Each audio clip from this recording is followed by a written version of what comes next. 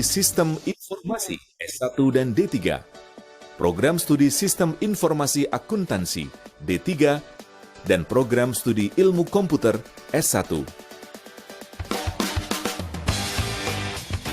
Universitas Bina Sarana Informatika memanfaatkan teknologi yang berbasis Information Communication and Technology, menerapkan metode pembelajaran dengan sistem e-learning, dan menghadirkan mobile akademik untuk menunjang pelayanan akademik.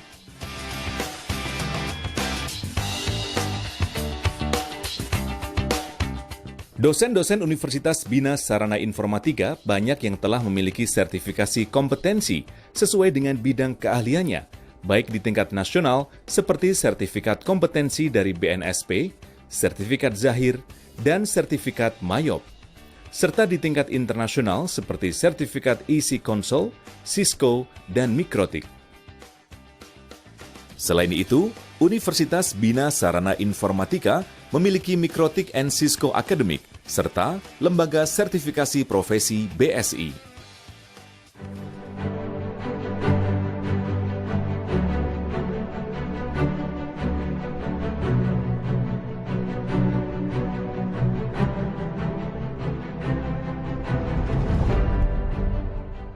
Dengan program studi terakreditasi, Universitas Bina Sarana Informatika menjadi salah satu perguruan tinggi swasta terbesar di Indonesia dengan mahasiswa lebih dari 35.000 dan lulusan lebih dari 200.000 orang.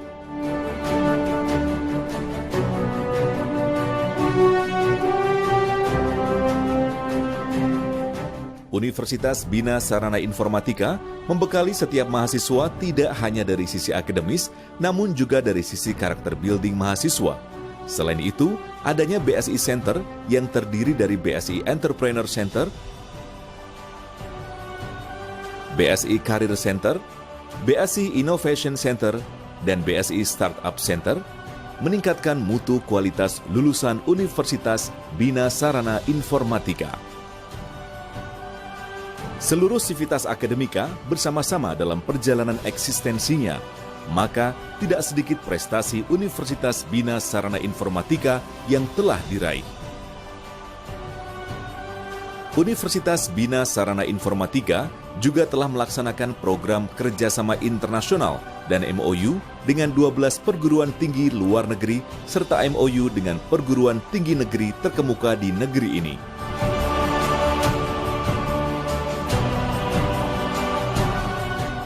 Atmosfer akademik yang bersahabat dalam konteks keilmuan dan kegiatan mahasiswa yang berprestasi dalam tingkat nasional maupun internasional tentunya menjadi kebanggaan untuk Universitas Bina Sarana Informatika maupun bangsa Indonesia.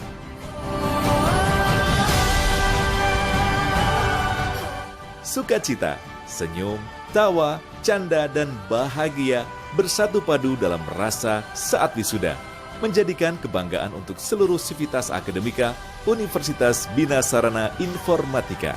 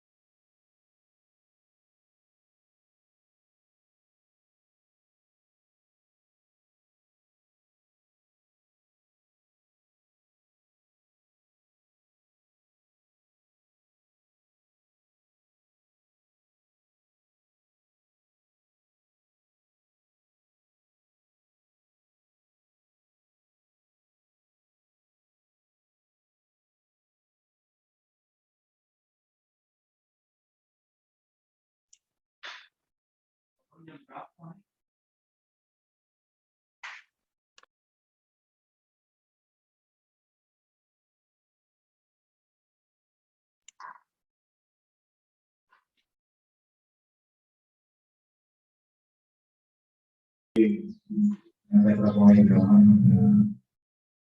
menjelang siang hari ini,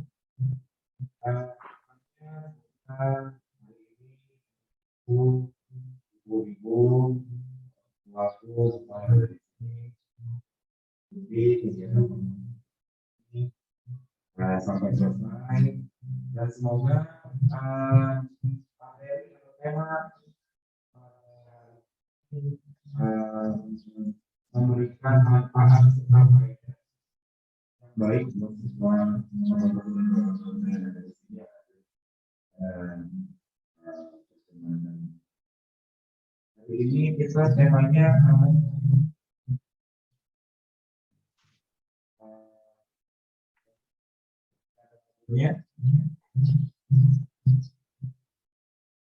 strategi pengembangan ekonomi kreatif pada pertemuan ini. Mungkin nanti ada kebetulan sendiri sekarang sudah banyak menggunakan apa namanya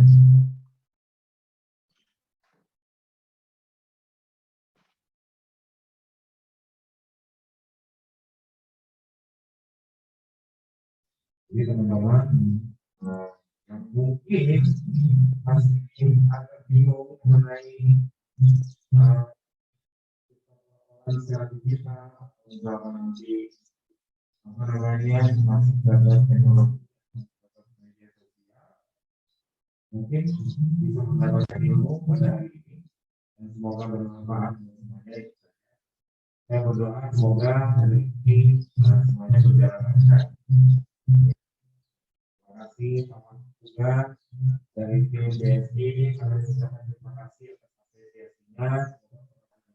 Ini memberikan dampak yang positif dan berfaedah buat teman-teman. Untuk para pemateri, terima kasih meluangkan waktu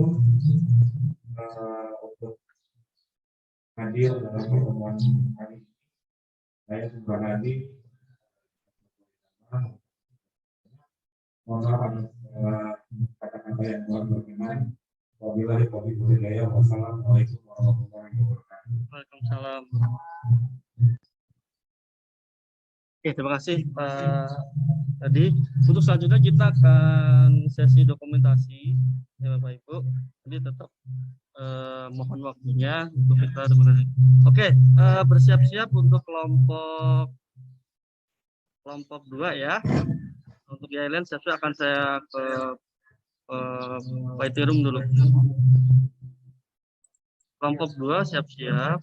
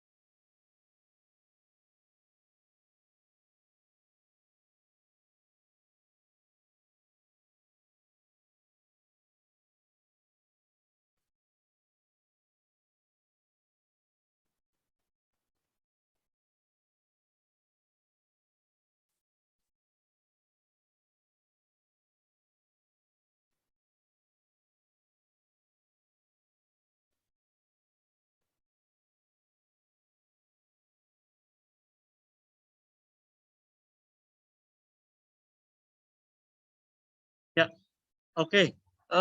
Kelompok 2 siapa yang akan jadiin host ini. Bu Rosita ya. Oke, untuk sebelum itu mohon untuk merename kembali namanya, untuk kelompoknya dihapus saja, jadi langsung namanya. Ya, Mas matiin aja, matiin aja. Suaranya Matiin. putus-putus, Pak. Oke, sudah terdengar? Oke, baik, sebelum dokumentasi, yang pertama adalah nge-rename kembali namanya, untuk kelompok 2-nya underscore itu dihapus, jadi langsung nama saja. Ya. Jadi untuk di-rename kembali namanya, kelompok 2 underscore dihapus, jadi langsung nama. Bu Rosita saya jadikan host ya, siap-siap ya.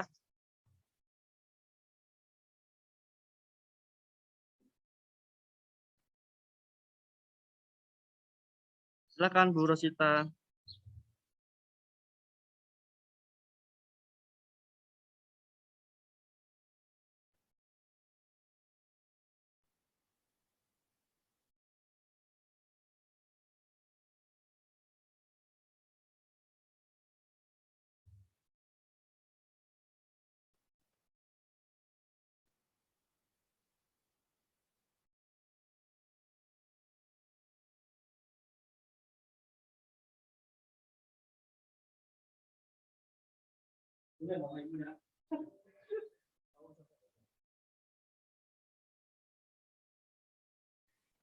Sudah nampak kan ya Pak materinya?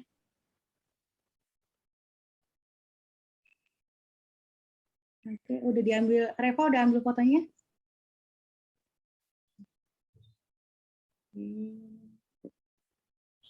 Semua ya? Sudah berapa yang diambil? Iya. Silakan Bu, ambil dokumentasinya. Siapa? Ya.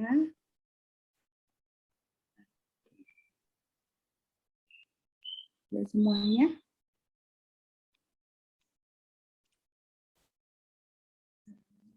Oke, mungkin bisa di spotlight antara tutor dengan materi atau gimana, terserah monggo. Oke, Pak.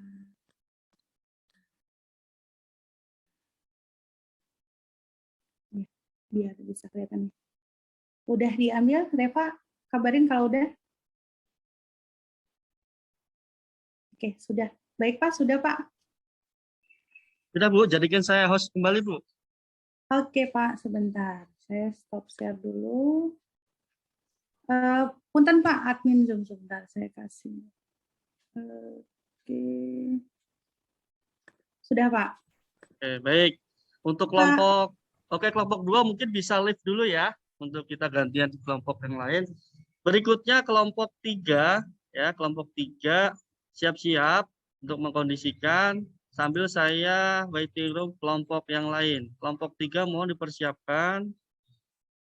Untuk kelompok 2 yang sudah dokumentasi boleh meninggalkan ruang Zoom. Kelompok 3 siap-siap.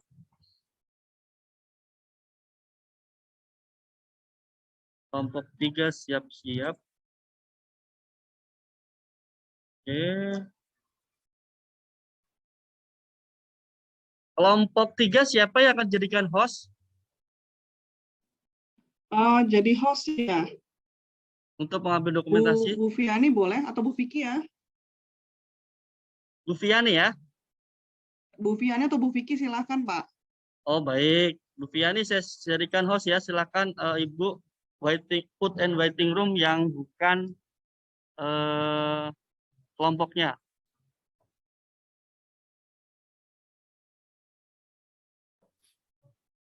Silakan Bu. Bu Fiani sudah jadi host. Silakan untuk di put and waiting room untuk selain kelompok dari kelompok 3.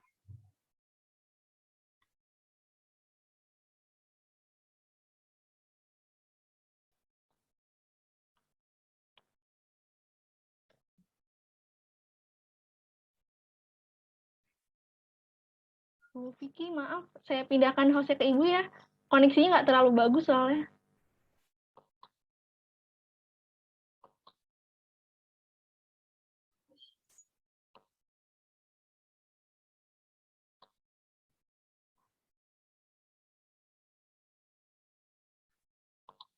Yo, kelompok 3. Silahkan.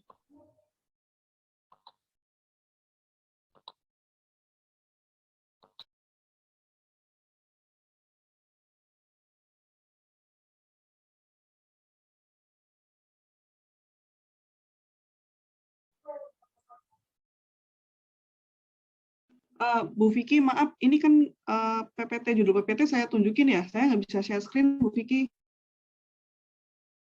Buat materinya. Ya, Bu, makanya Atau tadi boleh? mungkin ke kelompok 4 dulu kali, Bu, ya. Di persamaan persepsi dulu, Bu. Untuk kelompok 3 sudah diberi arahan tadi di pagi awal tadi, mohon dicermati. Jadi untuk yang host, yang share materi itu akan jadikan host. Jadi biar bisa share screen seperti itu tadi informasinya dari awal. Mungkin jadikan host saya host kembali. Nanti untuk kelompok 3 silakan di persamaan persepsi dulu siapa yang ingin share screen dan segala macam. Mohon saya jadikan host kembali. Silakan. Ya, Vicky bisa alihkan host ke saya untuk alihkan ke kelompok 4 dulu. Kelompok 3 silakan dikomunikasikan dulu. Ya, mengingat durasi juga.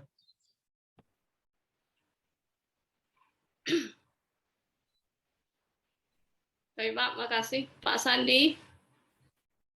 Ya, Bu. Yuk, slide-nya mulai, Pak. Oke. Belum bisa ini, Bu. Masih Ya, disable.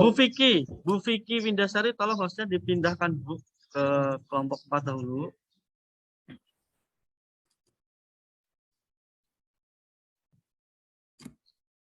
Vicky Windasari.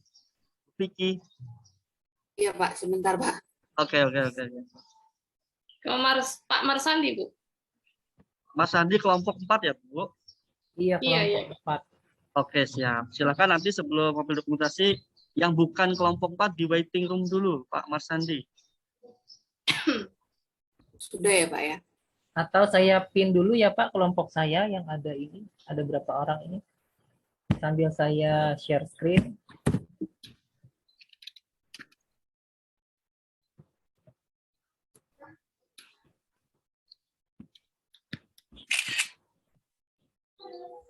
Bentar ya, Pak, saya ini dulu, pin dulu teman-teman yang lain.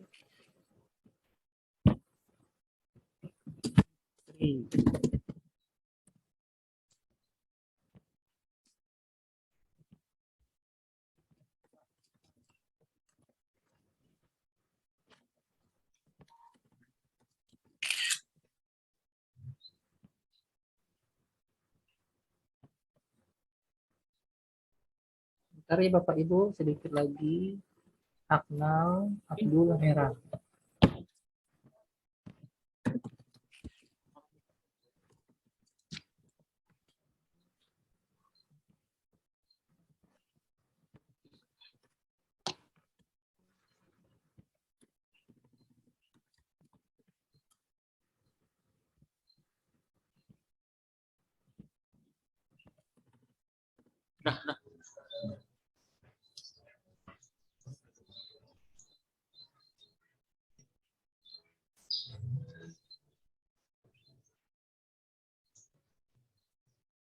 Saya mau nge-screenshot tapi foto sayanya kok nggak muncul ya, Bapak Ibu?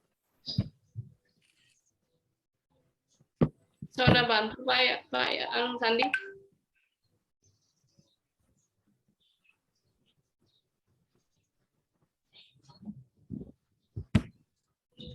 Pak Ahmad Yasin boleh bantu SS di CSC error sepertinya. Sudah dari saya, Pak. Oh, udah ya, Bu? Udah. Alhamdulillah. Udah. Saya juga sudah, Pak. Ya, kalau sudah.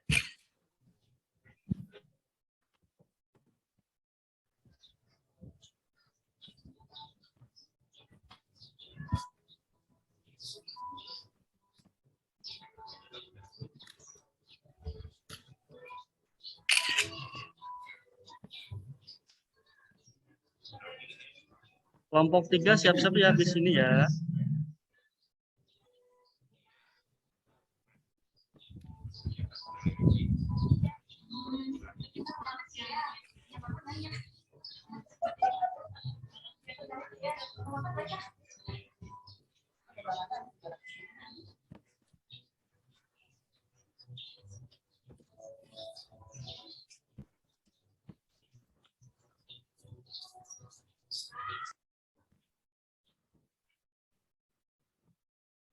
Sudah cukup Pak Sandi?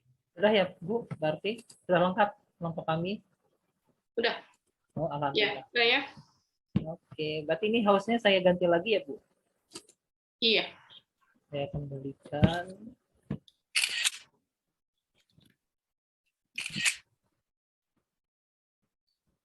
Ya, Kembalikan silakan. siapa Ibu hostnya? Kelompok 3. Siapa, Bu? Tetap Bu Vicky, Pak. Sudah saya kasih bahannya ke Bu Vicky.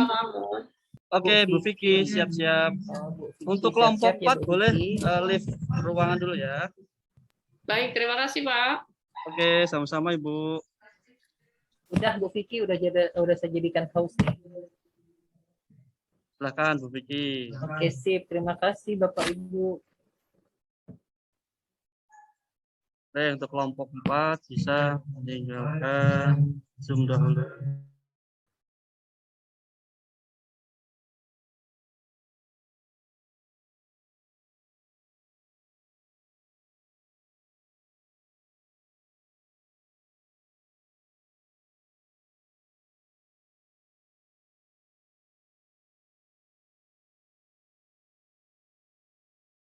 PPT dulu mungkin Bu Vicky, mohon maaf.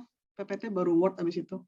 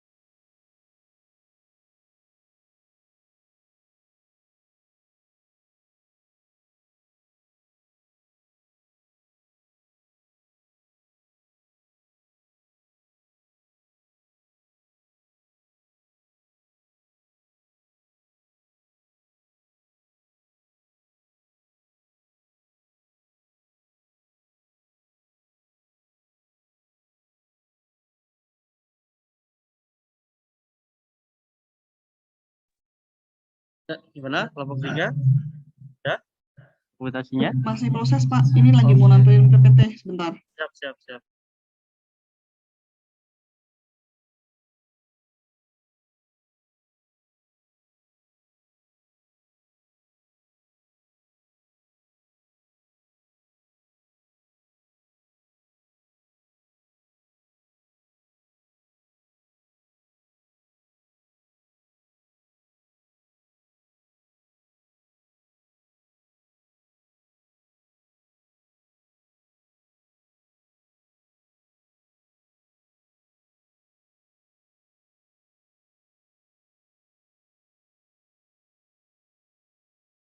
Bu Vicky, maaf PPT-nya bisa kah?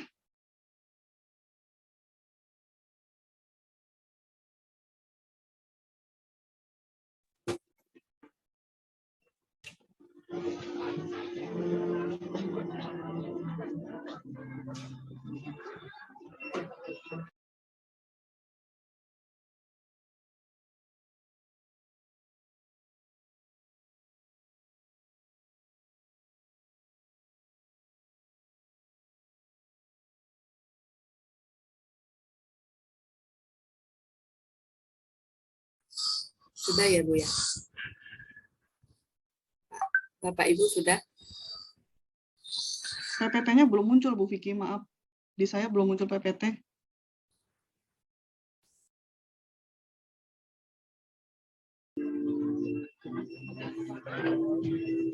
Bisa ditampilkan yang tadi?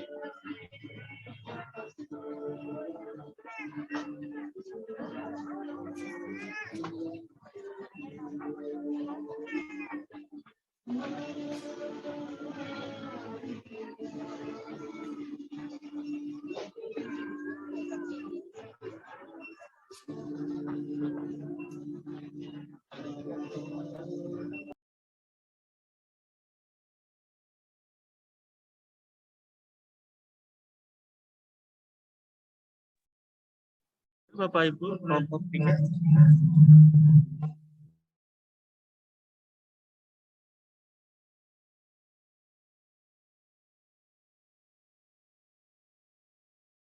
Sudah Pak, sudah nggak apa-apa. Saya dapat beberapa sudah kok.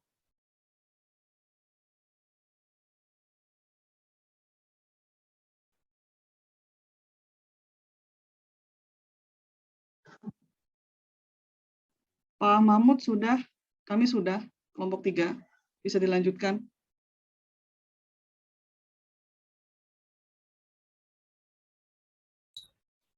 Sudah, Pak, Bu, silakan.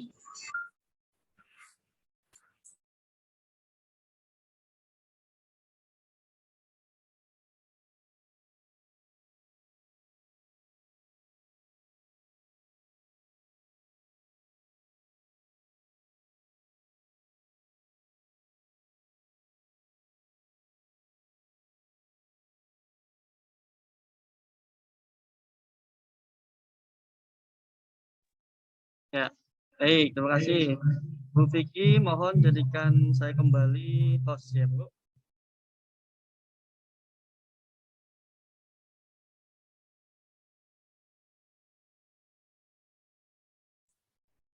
Pak siapa? Maaf, Pak. Saya Bu, admin Zoom namanya, admin Zoom. Oh, baik, Pak. Ya.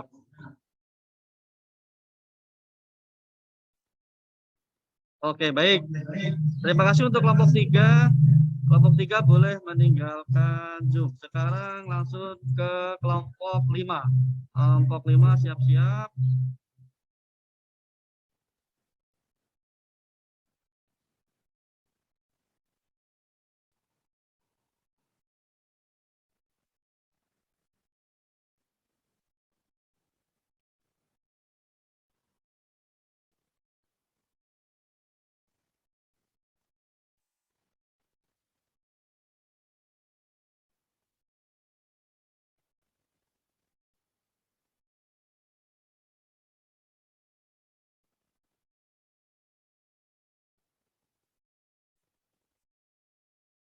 Kelompok 3. Kelompok 3 boleh live dulu ya.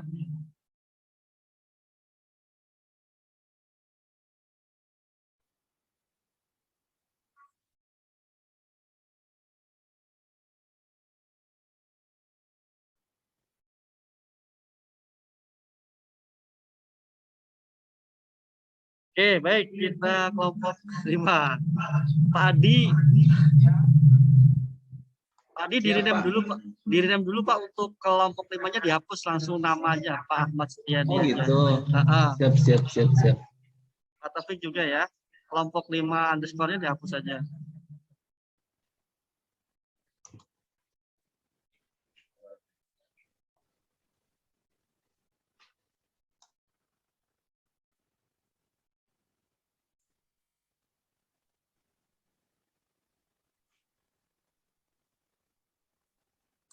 Oke, baik. Kita ambil 1, 2, 3. Nah.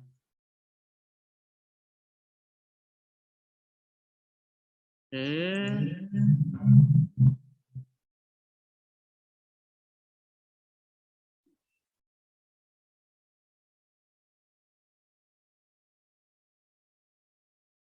Baik lagi. Sekarang skornya kan Pak Andi.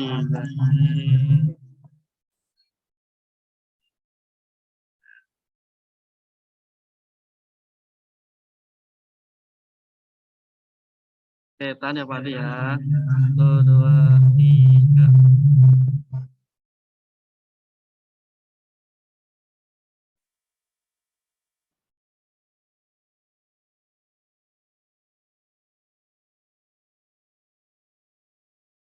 Oke. Materi sekarang.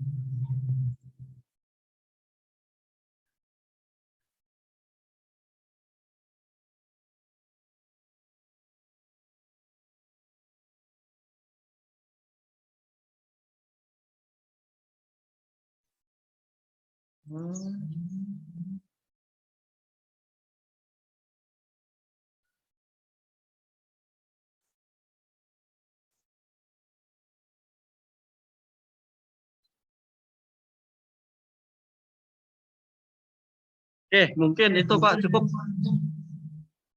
Cukup Pak, cukup. Terima kasih Pak Mahmud. Siap, siap. Terima kasih Pak Mahmud. Oke, Pak Taufik. Pak Mahmud boleh live atau gimana? Boleh, Tetap stay. ya. Boleh live Pak. Berarti udah selesai saya nih. Sudah selesai. Alhamdulillah. Udah boleh Pak Adi tidur dulu, lagi Pak ya. Adi. Pak Adi kan sambutan. Sambutan dulu Pak Diwakili Adi. Pak Mahmud. Ya, siap. Terima kasih Pak Mahmud. Terima kasih Bapak Ibu. Terima kasih semua. Terima kasih semua.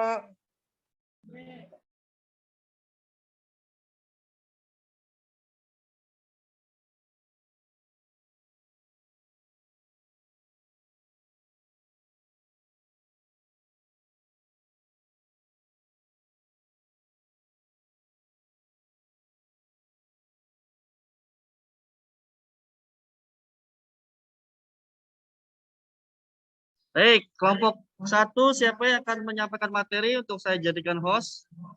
Waktu dan tempat saya akan persilakan. Ya, Bu Hera, Pak. Bu Herayati. Erayati. Oke.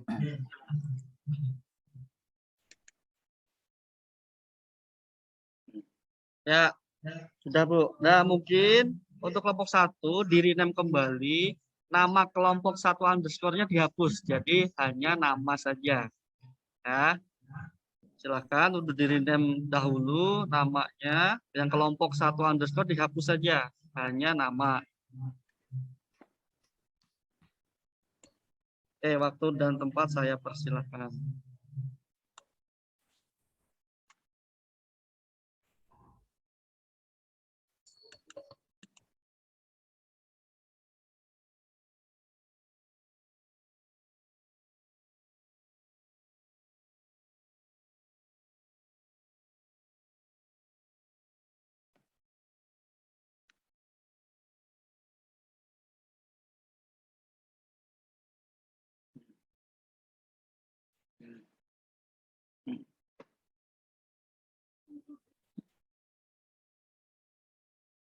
Silakan Bu Hera.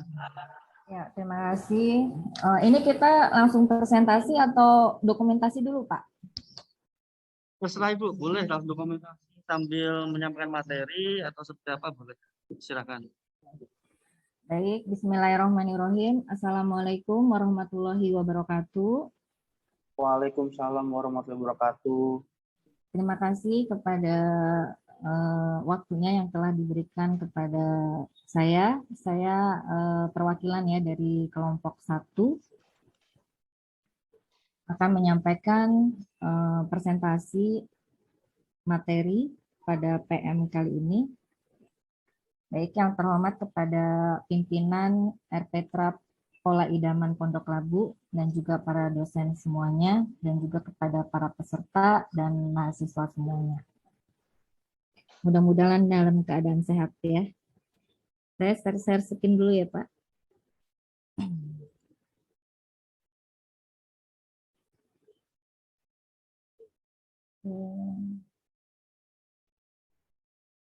Sudah kelihatan share screen saya Pak?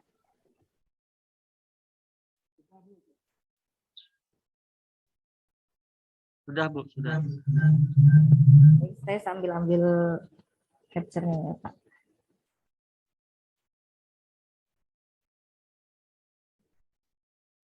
Baik, pada kesempatan kali ini kami dari kelompok 1 ingin menyampaikan materi mengenai strategi pengembangan ekonomi kreatif khususnya pada masa pandemi ini.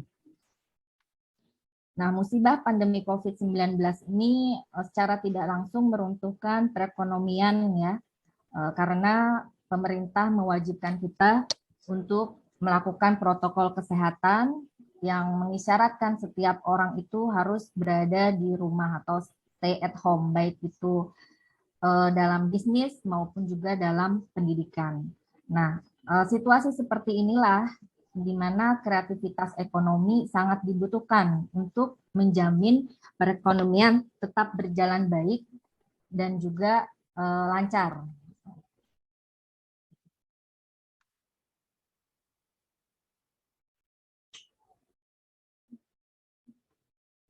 Latar belakang dari strategi ekonomi kreatif ini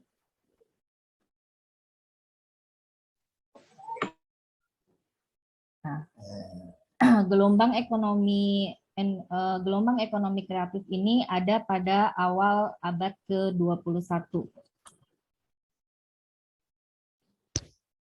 Kemudian ekonomi kreatif ini terletak pada industri kreatif, yaitu industri yang digerakkan oleh para kreator dan inovator.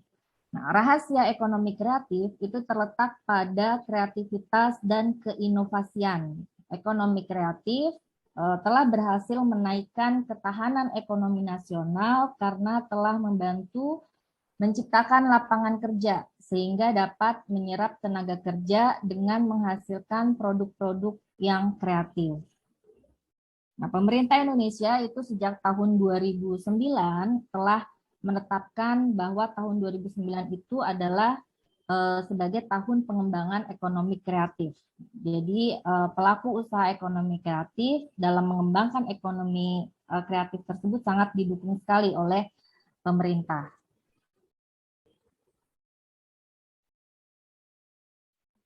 Sektor-sektor apa saja yang dalam ekonomi kreatif ini terdiri dari periklanan, kemudian arsitektur, pasar barang seni, kemudian kerajinan, ya, handicraft, desain dan fashion, film, video dan fotografi, permainan interaktif, musik, seni pertunjukan, penerbitan dan percetakan, kemudian ada layanan komputer dan piranti lunak, radio dan televisi, riset dan pengembangan.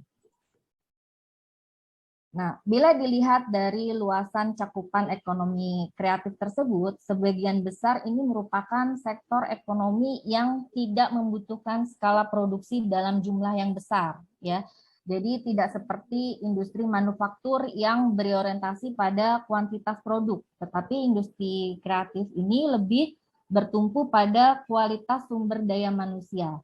Jadi industri kreatif justru lebih banyak muncul dari kelompok industri kecil yang menengah. Sebagai contoh adalah industri kreatif berupa distro yang sengaja memproduksi desain produk dalam jumlah yang kecil. Nah, hal tersebut biasanya lebih memunculkan kesan eksklusivitas bagi konsumen, sehingga produk distro menjadi layak untuk dibeli dan bahkan juga dikoleksi.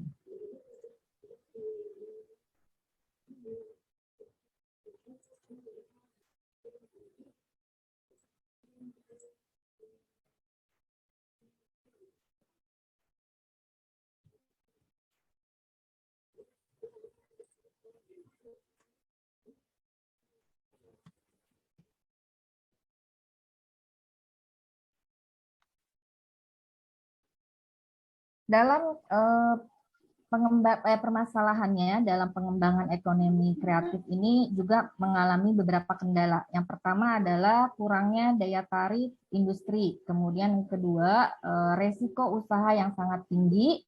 Yang ketiga, infrastruktur ITC yang belum memadai. Kemudian infrastruktur gedung pertunjukan yang belum memenuhi standar. Kemudian mahalnya mesin produk, mahalnya piranti lunak penghasil produk dan jasa kreatif, kemudian kurangnya apresiasi terhadap kreativitas lokal, kurangnya konektivitas jalur distribusi, tingginya biaya promosi, kemudian lemahnya institusi industri kreatif, minimnya akses pembiayaan pelaku sektor ekonomi kreatif, rendahnya pemanfaatan sumber daya alam, dan rendahnya pemanfaatan sumber daya manusia.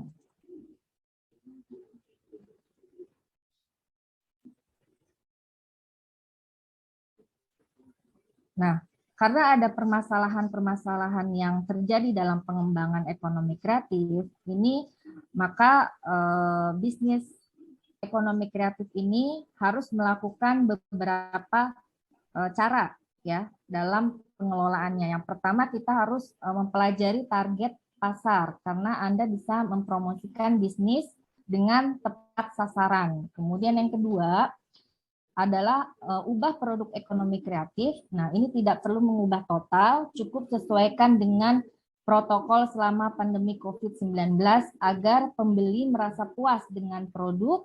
Misalnya, penjual kopi merubah produknya menjadi cold brew sehingga bisa dibeli dan diminum kapan saja tanpa harus mengunjungi kedai kopi. Nah, perubahan produk ini sesuai dengan kebutuhan pasar dan tentunya tetap bisa mematuhi protokol kesehatan yang dianjurkan oleh pemerintah, ya.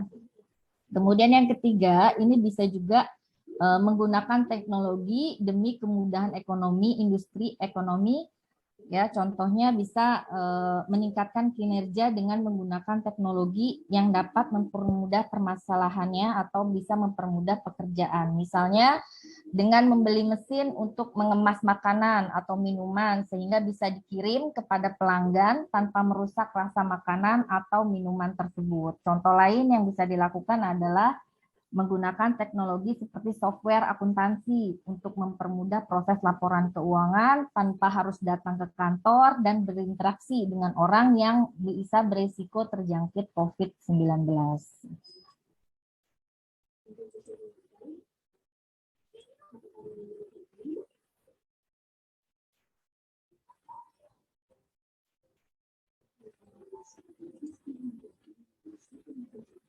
Nah, kemudian industri kreatif ini perlu dikembangkan di Indonesia. Kenapa?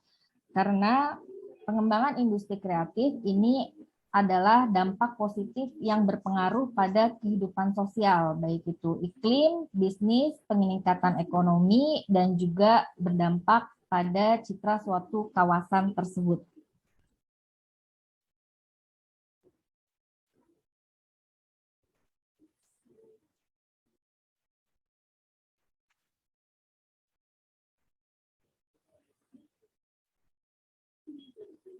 Nah, dalam industri kreatif ini ada aktor dan faktor penggerak industri kreatif. Yang pertama adalah aktornya itu adalah pemerintah, kemudian cendekiawan dan bisnis. Ya, cendekiawan itu bisa mencakup kurikulum berorientasi kreatif dan entrepreneurship, kemudian ada kebebasan pers dan akademik, riset inovatif multidisiplin. Kemudian ada lembaga pendidikan dan pelatihan. Kalau dalam segi bisnis ada kewirausahaan, bisnis coaching, dan mentoring. Kemudian ada skema pembayaran, pemasaran dan bisnis matching, dan juga ada komunitas kreatif.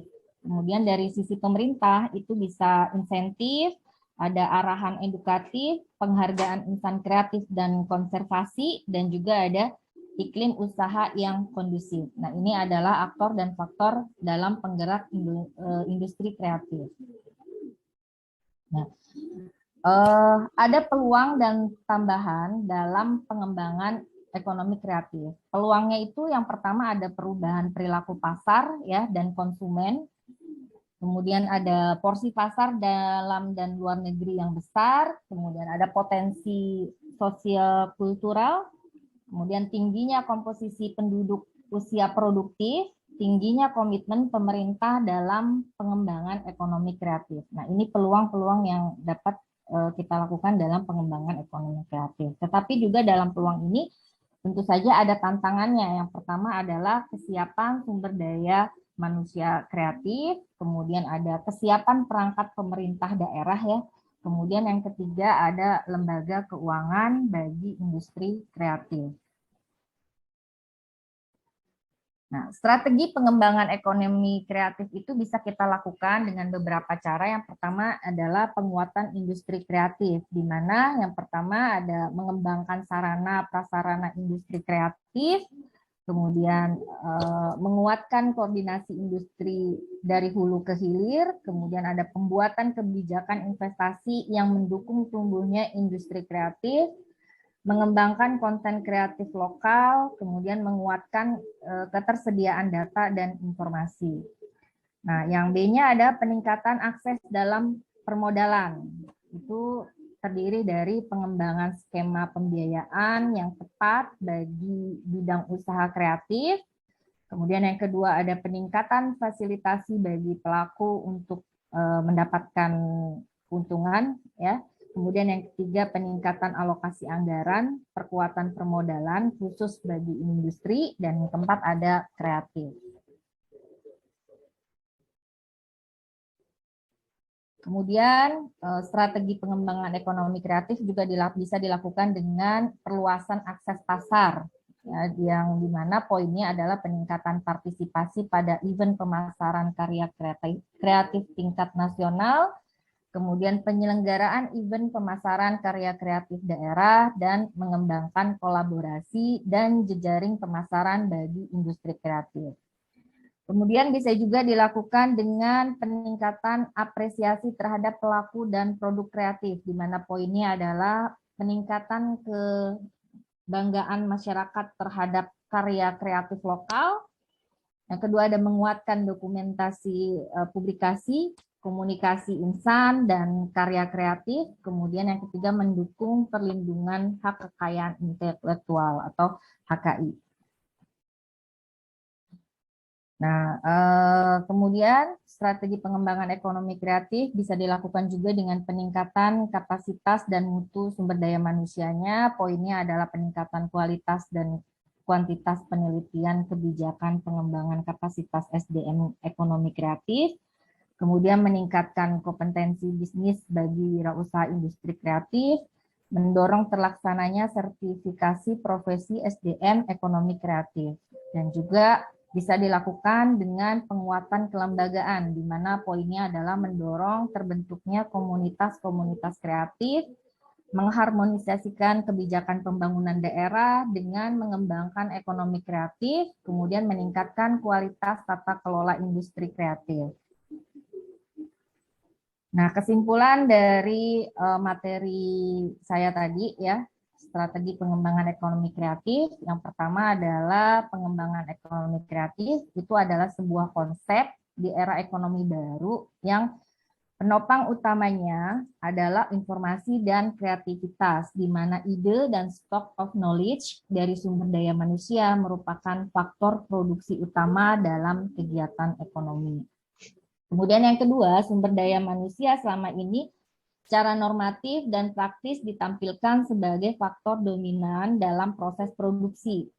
Dalam konteks paradigma baru pengembangan sumber daya manusia, faktor tersebut telah menempatkan tenaga kerja bukan lagi hanya sebagai faktor produksi, namun lebih ditekankan faktor humanity, sehingga motivasi dan prestasi merupakan pendorong dalam peningkatan produktivitasnya. Kesimpulan yang ketiga adalah permasalahan yang masih dirasakan oleh industri kreatif itu adalah kurangnya daya tarik industri. Ya, kemudian ada risiko usaha yang sangat tinggi, kemudian infrastruktur ITC-nya juga yang belum memadai, kemudian instruktur gedung pertunjukan ya kalau dalam seni ini belum memenuhi standar karena kita zaman sekarang kan mesti ada standar prokes ya.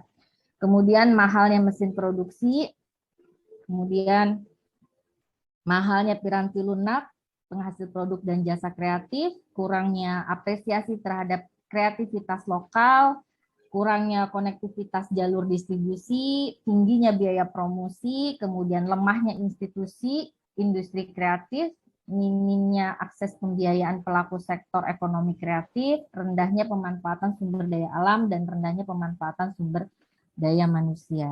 Nah, ini permasalahan dalam mengembangkan ekonomi kreatif. Nah, kemudian yang keempat, adapun peluang dan tantangan yang dapat dipetakan terkait dengan pengembangan ekonomi industri kreatif itu yang pertama adalah peluangnya berupa perubahan perilaku pasar dan konsumen, porsi pasar dari dalam dan luar negeri yang besar, kemudian potensi sosiokulturasi, tingginya kompensasi penduduk usia produktif, dan tingginya komitmen pemerintah daerah dalam mengembangkan ekonomi kreatif. Nah, tantangan berupa kesiapan sumber manusia yang kreatif, kesiapan perangkat pemerintah daerah, dan tersedianya lembaga keuangan bagi industri kreatif. Nah, kesimpulan yang kelima adalah terkait dengan strategi pengembangan ekonomi kreatif, maka strategi yang perlu dilakukan adalah memfokuskan diri pada penguatan industri, ya, peningkatan akses permodalan usaha, perluasan akses pasar, peningkatan apresiasi terhadap pelaku dan produk, kemudian peningkatan kapasitas dan mutu sumber daya manusia industri, serta penguatan kelembagaannya. Dari materi tadi kita simpulkan ini, kemudian saran yang bisa kami berikan adalah yang pertama, agar pengembangan ekonomi kreatif dapat dilakukan secara sistematis dan terstruktur, maka diperlukan penyusunan roadmap. Ya, jadi pengembangan industri kreatif yang didasarkan atas kapasitas dan kompetensinya untuk berkembang secara mandiri.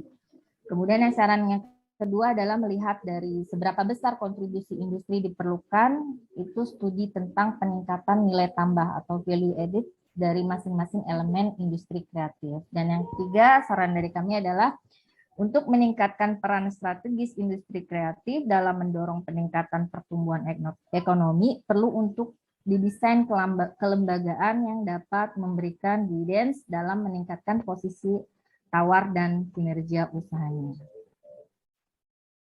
Baik, terima kasih. Itu saja pemaparan kami ya mengenai strategi dari pengembangan ekonomi kreatif. Terima kasih Pak atas waktunya. Ada mau tanyakan?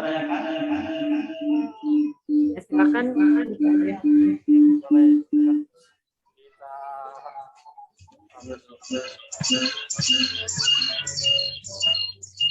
Boleh Bu. Dengan siapa namanya? Baik, Ibu Rusmi, yang saya tanyakan untuk ekonomi kreatif ya. Kalau kita ibu-ibu biasanya kan di bidang kuliner.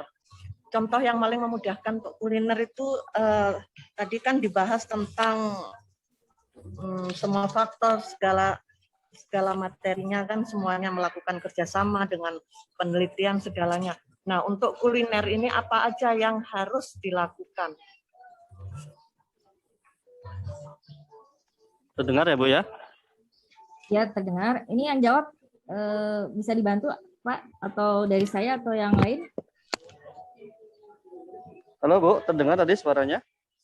Terdengar Pak, terdengar. Oke, baik, silakan Bu, ditanggapin Bu. Dari saya atau yang lain ya Pak? Dari Bu Hera dulu bagaimana ya Bu? Dari Bu Hera dulu. Oke, Saya tinggal baik. nambahkan. Oke, nanti boleh ditambahkan ya Bu jika jawaban saya masih ada yang kurang gitu. Kalau menurut saya kalau dari segi makanan ini sendiri sekarang kan sudah ada aplikasi untuk menjual secara online ya, bisa saya sebut aja sebagai GoFood gitu ya. Jadi kalau sekarang justru lebih banyak, menurut saya lebih banyak pangsa pasarnya gitu. Jadi kalau kita jual melalui aplikasi itu kan bisa bukan orang-orang terdekat kita yang bisa lihat kita jualan gitu, tapi bisa orang dari jauh, jadi bisa order ya dengan memasukkan usaha kita ke dalam aplikasi tersebut gitu. Jadi walaupun sekarang kan ada prokes ya, jadi orang juga dibatasi segala kegiatannya untuk keluar rumah, tetapi dengan adanya teknologi pesan makanan dari mana aja, dari tempat mana aja, nah bisa diorder, nah itu justru lebih peluangnya lebih tinggi gitu. Itu aja sih Bu. Kalau menurut saya, ya tentu saja dibantu dengan packaging ya, packagingnya juga harus baik gitu sehingga makanan tersebut sampai ke tujuan atau sampai ke pembeli itu tetap bagus gitu, tetap sama kualitasnya dengan apabila misalnya dibeli di gerainya. Baik, mungkin ada yang mau menambahkan? Silakan. Saya mau nambahkan ya Bu. Ya, silakan. Untuk usaha kuliner ini bisa dilakukan dengan, kan sekarang dengan online ya, banyak melakukan jualan dengan cara online. Nah, kita bisa menerapkan konsep look, buy, dan buy. Ya, jadi kalau look itu kreatif untuk menarik pengunjung. Jadi misalnya dalam konten aplikasinya itu dibuat seperti trending topic. Jadi promosinya efektif ya, jadi mengandalkan jualan yang heboh gitu dengan harga yang bombastis misalnya di dalam konten-konten di aplikasi online-nya. Nah itu juga bisa menggunakan Twitter, Facebook, Instagram atau LinkedIn ya. Nah itu bisa menarik puluhan juta akun.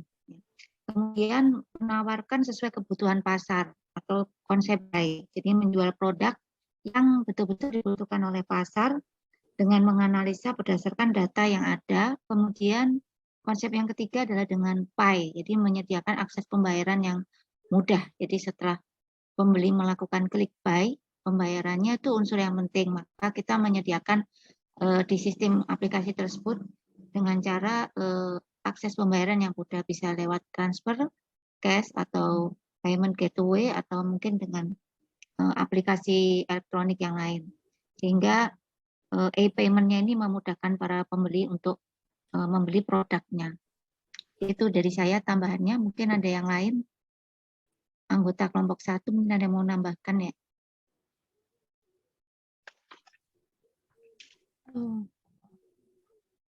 Baik Bu Vera, mungkin saya dan Bu Hera dan Bapak Ibu di RPetra, mungkin saya bisa menambahkan dari penjelasan Bu Vera dan juga Bu Hera ya Bu. Maaf, suara saya terdengar tidak Bu? Terdengar. Terdengar Bu, terdengar. Oke, baik. Baiklah, ini hanya sharing saja ya Bapak Ibu ya. Mungkin yang untuk pengembangan bisnis kuliner ini, selain yang disampaikan oleh Bu Vera dan juga Bu Hera ya, saya sedikit menambahkan di sini. Untuk pelaku-pelaku UMKM mungkin bisa melihat analisis SWOT ya. Jadi strength, weakness, strength adalah kekuatan, kemudian weakness adalah kelemahan, opportunity, peluang, dan juga threatening, ancaman.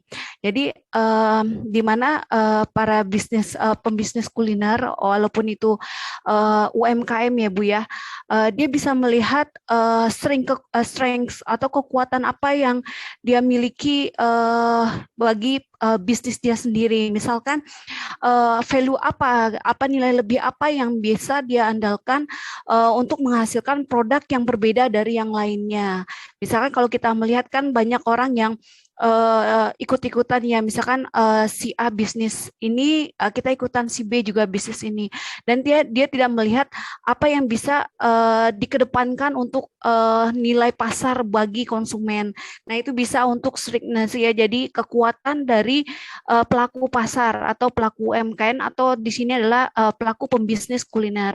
Yang kemudian weakness, nah bisa dilihat kelemahan. Apa ini kelemahannya? Misalkan kelemahannya dari sisi modal ya. Nah, dengan berbagai literatur ataupun juga referensi, pembisnis bisa melihat cara mendapatkan modal dengan tanpa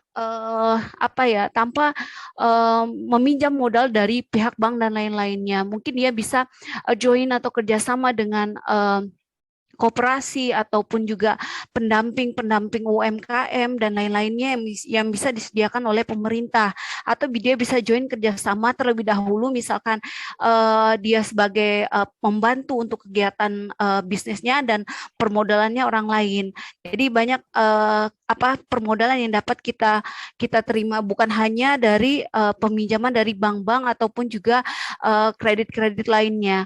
Nah itu untuk weakness sebagai contohnya. Untuk threatening kita juga bisa melihat ancaman. Nah ancaman di sini bisa melihat sebagaimana kita ketahui pandemik seperti ini mungkin bisa membunuh istilahnya di sini ya, membatasi ataupun gerak dari UMKM. Nah threatening ini ataupun ancaman ini senantiasa harus diatasi oleh UMKM. Jadi UMKM memang harus, atau pembisnis kuliner memang harus cerdik melihat ancaman yang terjadi gitu. Jika dia melihat ancaman ini, bisa dia mengatasinya dengan berbagai strategi. Ya misalkan ancaman pandemi seperti apa yang harus dilakukan ya. Mungkin bisa mengurangi dulu jumlah pesanan atau jumlah bisnis yang ingin ditawarkan kepada konsumen, ataupun juga mencari peluang-peluang side dari bisnis yang lainnya selain bisnis kuliner, sebagai contohnya ya Bapak Ibu. Nah kemudian tadi threatening atau ancaman, nah peluang. Nah ini yang tadi disampaikan oleh Bu Hera juga dan juga Bu Bu Vera ya. Nah, di sini peluang kita melihat banyak sekali peluang yang ada. Sebagaimana kita ketahui banyak pengguna internet ataupun juga banyak UMKM atau pembisnis kuliner yang kita ketahui menggunakan sarana-sarana media sosial untuk mengiklankan atau mempromosikan produknya. Nah, di sini adalah salah satu peluang atau opportunity yang bisa diambil oleh pembisnis atau kuliner agar bisa eksis walaupun dalam kondisi pandemik sekarang ini. Nah, peluang itu banyak sekali ya Bapak Ibu, mungkin bisa join juga dengan UMKM yang sudah maju, kemudian bergabung atau bekerja sama dengan komunitas-komunitas pembisnis dan lain-lainnya, dan juga bisa memfasilitasi atau membuat semacam website sendiri yang nantinya dapat dipromosikan bisnis kita kepada konsumen lainnya. Ya mungkin itu aja dari saya, Bapak Ibu, sedikit tambahannya dari penjelasan Bu Vera dan juga Bu Hera. Mohon maaf kalau misalkan masih ada kekurangan. Terima kasih. Ya, saya mau nambahkan lagi ya Bu, boleh ya? Oke, selain itu ada konsep yang bagus nih untuk para pelaku usaha yang mungkin Bapak Ibu sudah punya usaha ya di rumah, namun di masa pandemi ini memang kesulitan untuk memasarkan secara langsung. Nah, ini bisa dengan cara online yang mungkin sudah pernah dilakukan. Kita perlu menerapkan juga konsep Solomo. Ya. Solomo ini artinya sosial media localized dan mobile. Jadi kalau sosial media ini kita harus memilih sosial media yang tepat, ya, yang memiliki aplikasi yang tepat, baik itu gratis maupun yang berbayar, misalnya dengan Facebook, Instagram, atau Pinterest, atau Google. Ya.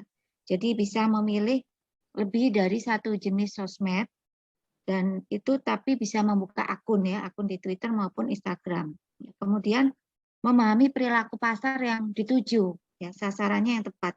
Jadi misalnya strateginya harus bisa fokus apa yang dituju, gitu ya, dengan pemahaman terhadap perilaku pasar yang menjadi target utama yang lebih mudah.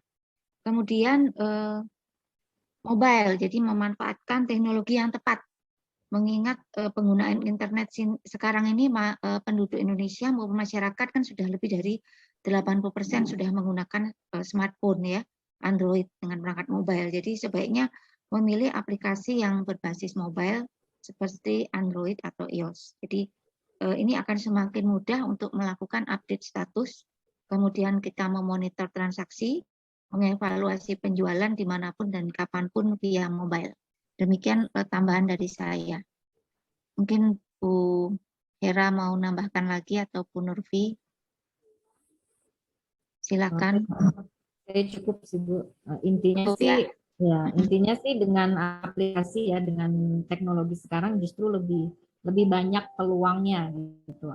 Kalau lebih banyak peluang untuk menarik konsumen gitu, karena kan rata-rata juga sudah menggunakan internet yang tadi dibilang 80%. Jadi justru lebih banyak peluangnya gitu. Itu nanti kita kembangkan aja. Jadi seperti produknya itu dijamin sama gitu kualitasnya dengan misalnya membeli di gerainya. Nah itu juga penting ya, karena kan butuh proses misalnya sampai ke tempat belinya apabila pembelinya itu jauh gitu. Nah itu juga harus dipikirkan sih, kualitas dari produk itu sendiri.